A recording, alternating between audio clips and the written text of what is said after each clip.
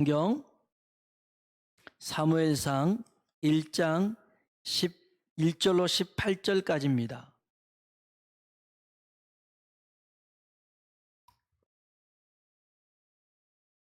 사무엘상 1장 1절로 18절 우리 한 절씩 서로 교독해서 읽겠습니다. 제가 먼저 1절 읽겠습니다. 에브라임 산지 라마다임 소빔에 에브라임 사람 엘가나라 하는 사람이 있었으니 그는 요호람의 아들이요 엘리우의 손자요 도우의 증손이요 숲의 현손이더라.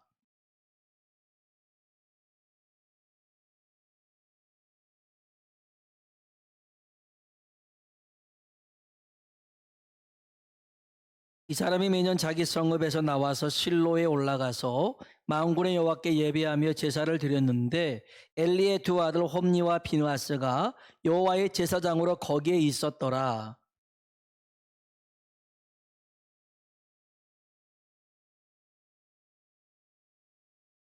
한나에게는 갑조를 주니 이는 그를 사랑함이라. 그러나 여호와께서 그에게 임신하지 못하게 하시니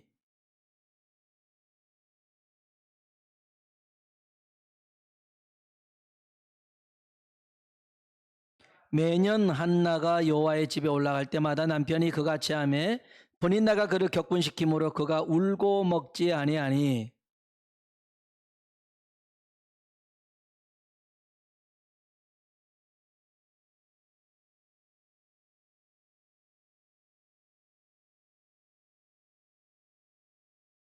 그들이 실로에서 먹고 마신 후에 한나가 일어나니 그때 제사장 엘리는 여호와의 전 문설주 곁 의자에 앉아 있었더라. 소나 이르되 만군의 여호와여 만일 주의 여종의 고통을 돌보시고 나를 기억하사 주의 여종을 잊지 아니하시고 주의 여종에게 아들을 주시면 내가 그의 평생에 그를 여호와께 드리고 삭도를 그의 머리에 대지 아니하겠나이다.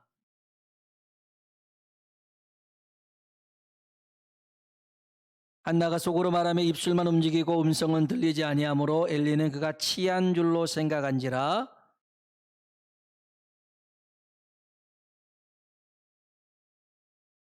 한나가 대답하여 이르되 내 주여 그렇지 아니하니이다. 나는 마음이 슬픈 여자라. 포도주나 독주를 마신 것이 아니요 요 앞에 내 심정을 통한 것뿐이오니.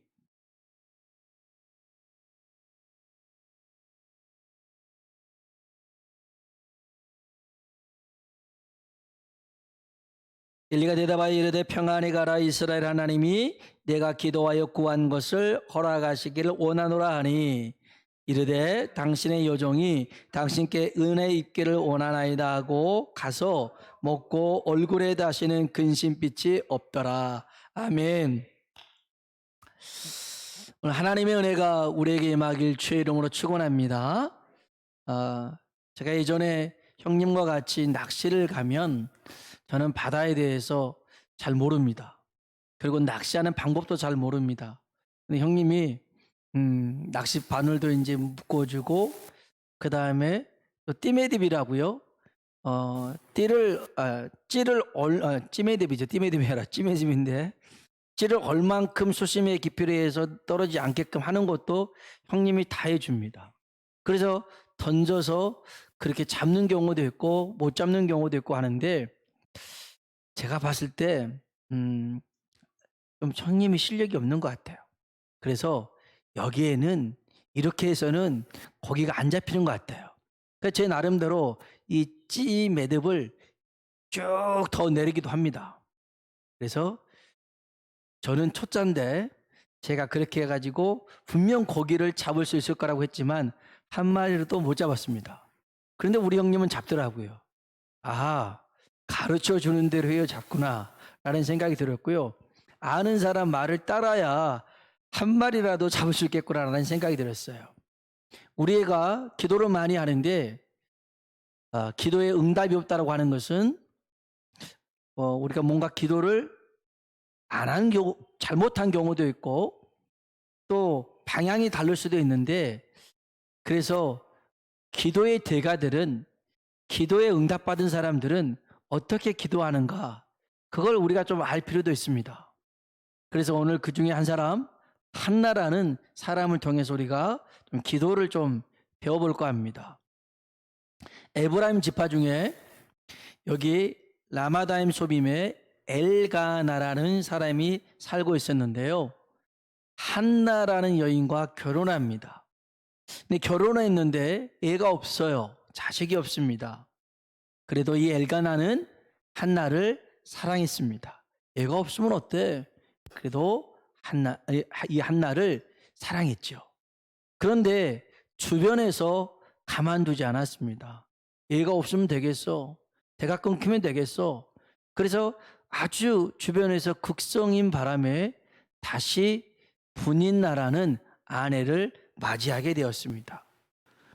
그런데 이 두 번째 맞이했던 이 분인나는 아들도 낳고 딸도 낳고 아주 잘 낳아요. 그러니 사람들이 주변에서 뭐라고 하냐면 역시 분인나가 최고야 이렇게 치켜 세웁니다. 이 결혼해서 아이를 낳는 이 인식, 이 개념은 지금과 많이 다릅니다. 이 당시에 여자가 결혼해서 자식이 없다라고 하는 것은 저주받은 삶이었습니다. 그건 죄인과도 같은 삶이었습니다. 반대로 결혼해서 아이를 낳잖아요. 그런 삶은 근데 그 아이가 많아요. 굉장히 축복받은 삶이었습니다. 이 당시만의 그런 개념이 그랬다는 겁니다. 자식이 있고 없고 단순히 그런 차원을 떠나서 축복과 저주를 가늠하는 기준이 자식이 있고 없고의 차이였습니다. 누가 봐더라도 한나는 불행한 여인이었고 저주받은 삶이었습니다. 분인나는 행복한 여인이었고 축복받은 삶이었습니다. 이게 운명처럼 보였습니다. 그런데 한나는 이런 삶을 뒤집어 엎어버립니다. 전복시켜버립니다. 무엇으로요? 기도로 그렇게 만듭니다. 한나는 기도로 사무엘을 낳았습니다. 하나님께서 구해서 허락함을 받았다라는 뜻이 사무엘입니다. 그 뒤로 사무엘 뒤로 아들 셋, 딸 둘을 더 낳습니다. 그 당시의 개념으로 와! 이거 대박을 친 겁니다. 대박을 친 거죠. 무엇으로요? 기도로 그렇게 했습니다. 오늘 우리는 이 한나를 통해서 기도가 무엇인지, 어떻게 기도해야 되는지를 짧은 시간에 배우려고 하는데 첫 번째 기도는 뭐냐면 한번 따라 합시다. 운명적 현실을 수용하지 않는 것. 아멘. 기도는 뭐냐면요. 운명적인 현실입니다. 우리로 얘기하면 사주팔자가 그렇다. 예, 그냥 그렇게 네 인생이 그렇게 점쳐졌다. 이런 운명적인 현실을 수용하지 않는 것, 받아들이지 않는 것이 기도입니다. 5절 한번 볼까요? 5절 같이 한번 읽어보겠습니다. 한나에게는 갑조를 주니 이는 그를 사랑합니다. 그러나 여호와께서 그에게 임신하지 못하게 하시니 아멘. 자, 임신하지 못하도록 만드신 분이 누구예요? 하나님이죠. 그러면 하나님이 하신 일이니 어찌 보면 이건 뭐 운명이 결정된 거 아닙니까? 아니 뭐 아무리 노력해도 하나님이 못하게 하신다고 하니까 안 되는 거잖아요. 그럼 운명으로 받아들여야 되잖아요. 근데 여러분 이렇게 생각해 보십시오. 여호와께서 그에게 임신하지 못하게 하셨더라면 달리 말하면 하나님이 다시 임신하게도 할 수 있다라는 것입니다. 여러분 하나님께서 하신 일이라면 또한 하나님이 하실 수 있는 줄로 믿습니다. 그래서요.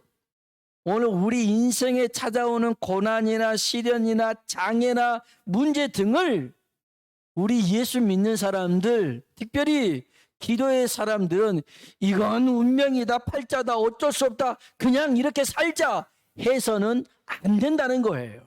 안 됩니다. 어찌 보면 이렇게 운명적으로 받아들일 수밖에 없는 현실을지라도 우리는 기도로 바꿀 수 있더라는 것입니다. 오늘 저와 여러분이 이러한 기도의 사람 되길 주의 이름으로 축복합니다. 두 번째로는요, 기도는 따라합시다. 현실에 안주하지 않는 것이다. 아멘. 운명적인 현실을 받아들이지 않는 것이 기도다면, 두 번째로는 현실에 안주하지 않는 거예요. 만족하지 않는다는 거예요. 8절 한번 볼까요? 8절. 이 엘가나가요, 이 한나를 사랑하잖아요. 5절에 사랑한다고 그랬잖아요. 그래서 하나님 앞에 갈 때마다 본인 나한테 하나 주면 두 개를 줍니다. 얼마나 자상한 남편이었는지 몰라요. 그래서 이 엘가나가 한나에게 8절에 이렇게 얘기합니다. 읽어봅시다. 그의 남편 엘가나가 그에게 이르되 한나여 어찌하여 울며 어찌하여 먹지 아니하며 어찌하여 그대의 마음이 슬프냐. 내가 그대에게 10 아들보다 낫지 아니하냐 하니라. 아멘. 정말 좋은 남편감입니다. 우리 남편들은 이런 엘가나가 돼야겠지요. 아, 여보, 자식 없으면 뭐 어쩌겠어. 괜찮아. 내가 그 빈자리 잘해서 우리 행복하게 살자. 내가 꼭 옆에 있을게. 이렇게 따뜻하게 말해줍니다. 자, 한나 보세요. 자식 없는 건 운명이었습니다. 운명이었어요. 그래도 남편이 사랑해 주잖아요. 그래, 이렇게 만족하고 살지. 이런 생각을 가졌더라면 사무엘은 없습니다. 잘 들으세요. 많은 사람들이 기도하지 않는 이유가 여기에 있습니다. 여기에 있어요. 현실에 만족해 버립니다. 하나님은 최선의 것을 준비해 놨는데 우리에게 주어진 차선에 만족하고 살아갑니다. 그래서 기도하지 않습니다.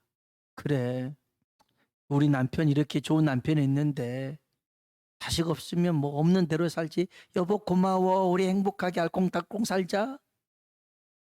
사무엘은 안 태어난다니까요. 안 태어납니다. 하나님은 우리가 현실에 만족해서 기도하지 않는 것을 원하지 않습니다.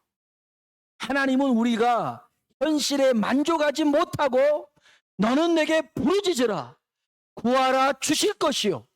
내 입을 넓게 열라. 내가 채우리라. 할렐루야.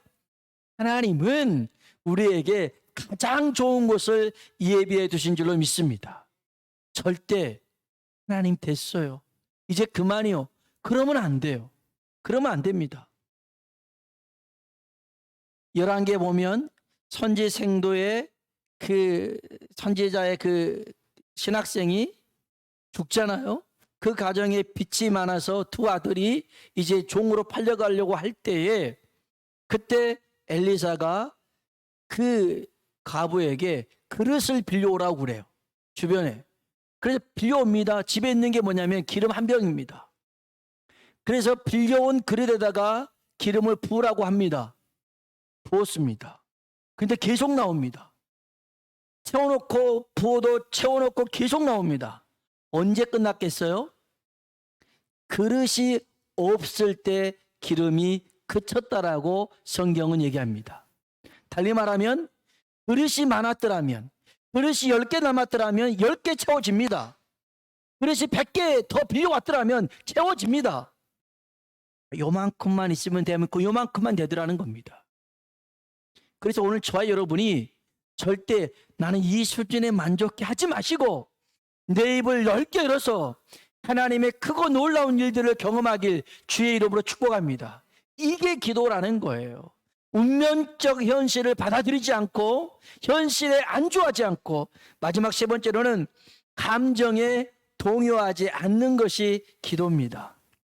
여러분, 우리의 기도를 무너뜨리는 강력한 적이 있어요. 그게 뭔지 아십니까? 6절 한번 볼까요? 6절입니다. 읽어보겠습니다.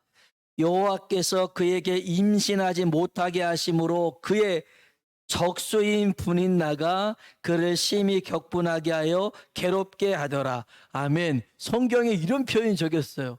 분인 나를요, 적수래요. 적수라는 거예요. 대적이라는 겁니다. 그 분인 나가 심히 격분케 하더라는 거예요.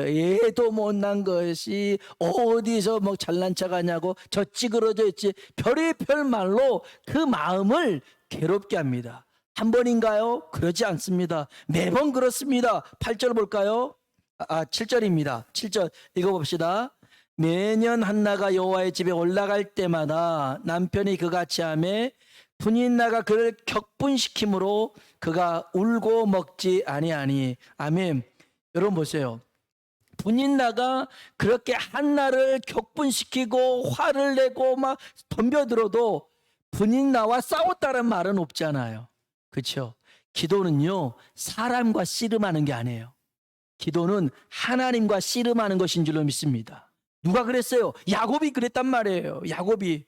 지금 예서가 온다 하니 예서와 싸울 준비를 한 게 아니라 하나님을 붙들고 하나님이 나를 축복하지 아니하면 갈 수가 없습니다. 하나님과 씨름했더라는 거예요. 그래서 하나님이 역사하시니 이 야곱의 마음도 에서의 마음도 바꿔서 화해케 하신 줄로 믿습니다. 여러분, 그래서요, 오늘 이 기도의 정의를 얘기해 보자면 운명적인 현실을 수용하지 않는 것, 현실에 안주하지 않는 것, 감정이 동요되지 않는 것이 기도인데, 그러면 우리는 이 한나는 과연 어떻게 기도했는지 우리가 한번 마음이 괴로울 때요, 마음이 괴로울 때 오늘 저와 여러분이 해야 될 게 있습니다. 자, 10절 봅시다. 10절. 이제 기도하는 방법입니다. 이 방법을 우리가 배워서 우리도 하자는 거예요. 10절 읽어봅시다. 한나가 마음이 괴로워서 여호와께 기도하고 통곡하며. 아멘. 여러분, 마음이 괴로울 때, 힘들 때, 버거울 때 해야 될 게 뭐냐면 하나님 앞에 가서 통곡하며 기도하라는 거예요. 우라는 거예요. 울어서. 울으면 삽니다. 정말 다른 말 아무 말도 안 해도 돼요. 그냥 하나님 앞에 나와서 울기만 해보십시오. 그러면 깜짝 놀랍니다. 여러분 생각해 보세요. 여러분의 자녀가 학교를 갔다 왔어요. 직장을 갔다 왔어요. 딱 엄마 아빠 하고 왔어요.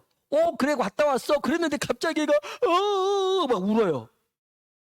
그럼 여러분 어떻게 하겠어요? 왜? 무슨 일 있었어? 왜 그래? 무슨 일이야? 더 난리치시고 더 관심 갖는 분이 하나님입니다. 하나님입니다. 하나님의 관심을 끄는 방법이 뭡니까? 하나님 앞에 울며 기도하는 것입니다. 그래서 시편의 한 기자도 그런 얘기를 합니다. 내 눈물을 주의 유리병에 담아 주옵소서. 그 유리병에 그 눈물이 채울 때까지. 그리고 하나님 이것을 보시고 역사해 주십시오. 다윗도 그가 울음으로 침상을 띄웠다라는 말이 있습니다. 하나님은요, 울며 기도하는 사람들 절대 그냥 지나가는 법이 없습니다. 지나가는 법이 없어요. 이 한나는 하나님 앞에 나와서 통곡을 하며 기도했어요. 그냥 엉엉 울면서 기도했어요. 그러니 하나님이 왜 그러냐 한나야, 몰라서 그러겠어요. 다 알아요. 그런데 우니까 누구의 마음이 아프냐면 하나님의 마음이 아픈 거예요. 자녀가 다쳐봐요. 다친 건 자녀인데 마음이 찢어지는 건 부모인 것처럼 자녀가 울고 있으니 하나님의 마음이 이거 감당이 안 되는 거예요. 기도하는 방법, 하나님 앞에 울면 돼요. 울면 돼요. 울면 돼요. 한나는 하나님 앞에서 통곡하며 울었어요. 두 번째는요, 11절에 나와요. 11절 읽어봅시다. 서원하여 이르되 만군의 여호와여, 만일 주의 여종의 고통을 돌보시고 나를 기억하사 주의 여종을 잊지 아니하시고 주의 여종에게 아들을 주시면 내가 그의 평생에 그를 여호와께 드리고 삭도를 그의 머리에 대지 아니하겠나이다. 아멘. 하나님 앞에 서원하며 기도하는 겁니다. 한나는 하나님 앞에 소원하며 기도했어요. 소원기도 함부로 하면 안 된다던데요. 하나님은 그 소원기도 반드시 받는다면서요. 맞아요. 하나님 반드시 받으시죠. 그렇게 하십니다. 그런데 여러분 생각해 보세요. 물론 우리가 기도하면 하나님도 우리한테 약속하면 반드시 지키시는데 우리도 약속하면 지켜야죠. 하나님과 소원이 뭡니까? 하나님과 약속 아닙니까? 그런데 제가 이 말씀을 묵상하다가 저한테 많이 약속을 했던 사람들을 떠올라 봤어요. 제가 전도사 때, 아니 제가 목사 때 가르쳤던 학생들이, 목사님 나중에 제가 성지순례 보내줄게요. 나중에 제가 방송국 TV 나오게 해줄게요. 제가 뭐 차를 사줄게요. 많이 있었어요. 근데 아직까지 안 오더라고요. 연락이 안 왔어요. 그렇다고 해서 그놈들이 괘씸하지는 않아요. 더 어린 아이들이 있었어요. 주일 학생들. 목사님, 제가요 목사님 이거 해줄게요. 우리 애들이 속도 모르고 빌딩 사줄게요. 이놈 안 사주기만 해봐라. 그럼 너 지난번에 빌딩 사주기로 했는데 뭐 해주기로 했는데 제가 그렇게 닥달하겠어요? 아니요. 그런데 그렇게 말하는 자체만으로도 너무 기특한 거예요. 너무 좋은 거예요. 물론 소원은 하나님 앞에 갚아야죠. 이 한나도 소원 기도하고 그대로 사무엘을 키우고 하나님 앞에 드립니다. 그랬더니 하나님이 세 아들과 두 딸을 더 주신 거예요. 그런데 저는 이렇게 하나님이 주셨어요. 우리가 맨날 하나님 앞에 요구하는 게 아니라 하나님, 나도 하나님을 위해서 뭔가 해보고 싶어요. 하나님의 교회를 멋지게 한번 세워보고 싶고 하나님의 나라를 내가 확장하는데 내가 쓰임받고 싶어요. 하나님, 내가 내 삶은 비록 이 정도의 삶이지만 하나님, 내가 이렇게 끝나고 싶질 않아요. 주의 나라와 영광을 위해서 내가 이렇게 하고 싶어요. 한다면 너 그거 꼭 지켜야 된다가 아니라 기특하다, 고맙다, 어떻게 그런 생각을 다 하니 하나님이 그러시더라는 거예요. 그래서 달라고만 하지 마시고요. 하나님 앞에 나도 하나님을 위해서 이런 일 하고 싶습니다. 그런데 지금 내 형편이 어렵습니다. 하나님, 나 좀 축복해 줘보세요. 내 건강 좀 허락해 줘보세요. 하나님, 내게 능력 좀 줘보세요. 이제 정말 하나님의 그 가려운 곳을 내가 긁어드리고 하나님의 그 마음의 고통을 내가 해결해 보고 싶습니다. 얼마나 멋진 기도입니까? 오늘 저와 여러분이 이렇게 기도할 수 있는 사람 되길 주의 이름으로 축복합니다. 세 번째는요, 이 한나에는 이런 기도를 합니다. 12절입니다. 12절 읽어볼까요? 그가 여호와 앞에 오래 기도하는 동안에 엘리가 그의 입을 주목한즉. 아멘. 이 실로 성전에서 한나가 오래 기도했대요. 자, 올해가 몇 분일까요? 오래 기도했으니까 5분인가요? 오래 기도했으니까 10분? 이제 기도하는 사람마다 달라요. 어떤 사람은 10분도 오래일 수 있어요. 30분은 이거는 지구를 몇 바퀴 돌고도 남는 시간일 수 있어요. 그런데 여기 한나는 오래 기도했대요. 기도 내용도 보니까 아들 달라고 하는 것밖에 없는데 이거 뭔 기도를 이렇게 오래 했을까? 이 오래 기도가요, 시간이 오래인 것도 있겠지만 그 마음이 하나님을 향해서 간절하게 기도했더라는 거예요. 오직 딴 건 생각하지 않았어요. 하나님만 바라봤다고요. 하나님만 구했다고요. 우리 기도할 때 정말 기도 잘 될 때는요, 다른 잡생각이 안 들어요. 근데 기도한다고 앉아있지만 오만 가지 생각이 머릿속에 막 있어서 입으로는 기도하고 방언을 하는데 이거는 어떻게 하지? 이럴 때가 있단 말이에요. 이거는 1시간이 있어도 2시간이 있어도 오래 기도한 게 아니라는 거예요. 오래 기도했다라고 하는 것은 온 마음을 다 하나님께 집중했더라는 거예요. 이 기도, 하나님만을 집중하고 하나님께만 집중하고 하나님만을 향해서 한 이 기도, 이 간절한 기도가 하나님이 역사하셨더라는 거예요. 오늘 하나님 앞에 울면 됩니다. 오늘 하나님 앞에 나도 이렇게 하고 싶어요. 여러분의 삶을 한번 드려보세요. 그리고 하나님만 구해보세요.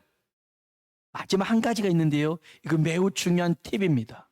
우리 한번 17절, 18절을 봅시다. 오늘 이게 마지막 마무리입니다. 이럴 때 하나님이 들으시고 사무엘 주셨어요. 17절, 18절. 엘리가 대답하여 이르되 평안히 가라. 이스라엘 하나님이 내가 기도하여 구한 것을 허락하시길 원하노라 하니 이르되 당신의 여종이 당신께 은혜 입기를 원하나이다 하고 가서 먹고 얼굴에 다시는 근심빛이 없더라. 아멘. 여러분 따라합시다. 기도의 능력을 확신하며 기도하라. 아멘. 여러분 이제까지 기도를 다 해놓고서는 여러분이 그 기도를 믿지 못해요? 그러면 소용없는 일입니다. 소용없는 일이에요. 제가 신학교 다닐 때 이제 기숙사 생활했거든요. 한 3학년, 4학년 되면 이제 기숙사에서 새벽 예배 드릴 때 설교를 하게 됩니다. 그래서 저도 이제 여러 차례 설교도 했고 그랬는데 제가 4학년 때 한 3학년 후배가 기숙사 생활하면서 설교를 하는 거였어요. 근데 이 친구는 조금 평상시에도 조금 뭐라고 그럴까요? 약간 좀 부자연스러운 좀 어떤 그 말이든 행동이든 약간 그런 부자연스러움이 있었어요. 그래도 아무튼 이렇게 같이 생활했었는데 설교를 했어요. 그리고 아직 나름 잘해서 괜찮구나 좋구나 하고 이제 했는데 맨 마지막에 이렇게 얘기한 거였어요. 여러분이 믿고 싶든지 안 믿고 싶든지 저는 확신을 잘 모르겠지만 저는 이렇게 전합니다 라는 거였어요. 어떤 말은 자기도 잘 모르겠지만 전합니다 라는 거였어요. 이게 무슨 말이에요? 본인도 확신하지 못하면서 전하는 말을 듣는 사람이 어떻게 확신으로 듣겠냔 말이죠. 여러분 오늘 우리가 하는 이 기도는요 하나님이 반드시 들으시고 역사하신 줄로 믿습니다. 한나는 그냥 푸념조로 어디다 이 풀 데가 없으니까 하나님 앞에 와서 풀었다가 다시 담아가지 않고요 하나님 앞에 자기의 모든 것을 아뢰이고 이제 하나님이 이 기도 받으시고 역사하신다는 것을 믿었어요. 그리고 엘리 제사장의 입술의 말이 아하 하나님이 지금 내게 하신 말씀이구나. 그 제사장의 말이 사람의 말이 아닌 하나님의 음성으로 들었어요. 아멘 했어요. 그리고 다시는 얼굴에 근심빛이 없었어요. 여러분 이 한나는 기도하면 하나님이 역사하신다는 믿음이 있었거든요. 오늘 저와 여러분이 기도할 때 내 기도, 이 시간 이 기도 하나님이 반드시 들으신다. 믿음의 확신을 가지고 구하십시오. 주님이 말씀하셨습니다. 무엇이든지 내 이름으로 구하는 것은 받은 줄로 믿어라. 믿고 구하는 것은 받은 줄로 믿으라. 여러분 오늘 저녁 믿음으로 구해서 한나에게 사무엘이었지만 우리에게 여러의 기도의 응답으로 주어지는 이 복된 시간 되길 주의 이름으로 축원합니다. 같이 한번 찬양을 불러볼까요?